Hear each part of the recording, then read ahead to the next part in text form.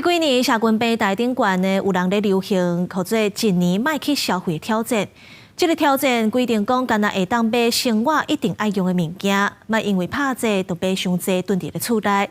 这款挑战也引起真侪人来重新思考因的生活方式。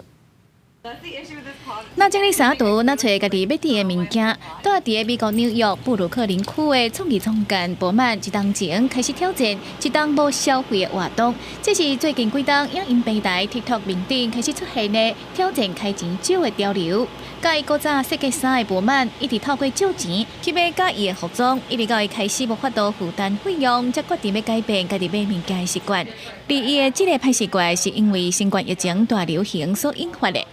So my pandemic spending was everything from redoing my apartment to buying ridiculous bathrobes to buying, new sheets every 3 months. 我们透过甲朋友、出来人讨论伊的财务危机、甲问题，公布伫 TikTok 影片内底，互因会当直接面对家己的问题。伊的影片嘛，吸引愈来愈侪人去看，累积超过6万名支持者，其中阁有影片的欣赏人次超过100万人次。 My turning point was when I realized that I had 5 figures of credit card debt that I'd been cycling through for the last 10 years. I got really fed up with just constantly being in a cycle of buying and paying off debt, buying and paying off debt. And I just wanted to take control of my spending and